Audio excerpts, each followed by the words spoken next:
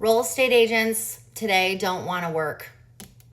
They're just like a new breed of workers coming into the workforce, and I noticed that it's very different from my time. And if you're new here, I am 49 years old. I've been in real estate for 26 years, and I put a lot of tips on TikTok for agents, veteran and new, in order to get leads, grow their business, and just overall help you. But I've seen a trend the last few years because I am a broker and I'm also a team leader, and I hire people to join my teams in 2 different markets. And I noticed a trend that agents that come into the business actually want more work-life balance. See, when I started real estate, it was common to work 60 to 80-hour weeks, maybe even more, because you needed to make money. You couldn't turn down business. You were working when you started. It was normal. People told you it was normal to work from like 6 and 7 in the morning until 6, 7 at night, and weekends. Actually, most people took off Sunday, but they really didn't. They would tell everyone they took off Sunday so they could go to church. Then they would go to lunch. And then after, like from 2 to 6, they would be working because they would be in the office getting offers off the fax machine. They would be doing, emails. I mean, there wasn't even email back then, but they'd be doing a lot of different things at home and getting ready for Monday.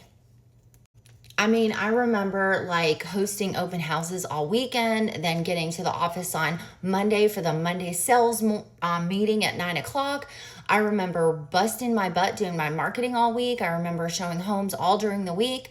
I remember being, they used to call me the night shift at the Remax office in Lake Norman because I was there at 10 o'clock at night, still keeping up with all my paperwork and my scanning and, putting MLS listings in. But today, the agents that come into the business don't want to work that much. They don't expect to work that much. They don't believe me that you have to work that much when you're first starting out and you need business and you can't afford to turn down business. They don't agree with me. And there's a bunch of agents on here. They're like, oh, you should have boundaries. No, you need money, and people are in the buy it now business. Like Amazon really has ruined people. They like the internet, things that are posted online, now that they can check it, they're like waiting. The sellers are waiting for their listing to be posted online. And the buyers, when they see something online, they want to see it right now, like tomorrow. Like I've had people call me and ask me if I could show a house in the next hour. And I'm like, hey, listen, someone lives there. We have to make an appointment. They have to get out. The logic is not there. So what I see with agents coming into this business is they want to work 40 hours a week and they want the same money that it takes 80 to 100 hours. They want that same money and they want it now. And if they don't get it now, they get out of the business within the first 2 years. That's why there's an 86% failure rate in the first 2 years in this business, because the expectation is not there that you have to work your butt off.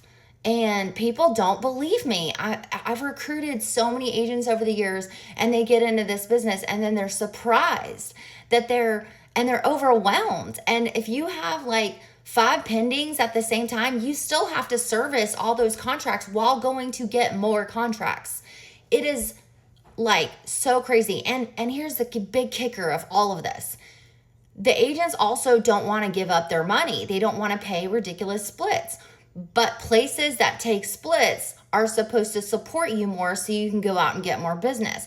Sort of like a team, right? So if the team takes a cut of your deals, but they have a transaction coordinator for you and they have support staff for you to help you with a contract to close, like all those pendings, and they have all the materials for your open houses and the advertising, and they take a lot off your plate, but you have to pay for that. You have to pay a cut. And so the newer agents that I'm seeing come into this business are not willing to pay the cut because they don't even know what the support is. They've never had it before because they've never done deals before. So they go work for the cheapest place with the highest split that doesn't give you any support. And then they drown when they get 1 or 2 deals under contract, completely fall apart. So anyway, I just saw that this is something that's going on in our industry. It stinks. I wish there was people with my work ethic. I literally worked 7 days a week for 5 months straight. And I mean, I do work from other places. Like I could work from my boat, or I could, there's a lot of times I can make all my phone calls driving in the car to a destination. But when you're first starting out, you really need to be careful. You can't be taking off and running around, because you need to be available to show homes, take a listing. Thank goodness I have a team. I love being able to share money with my team. And so I'm able to take off a little bit, like here and there, like half days. But I think it's important to acknowledge this.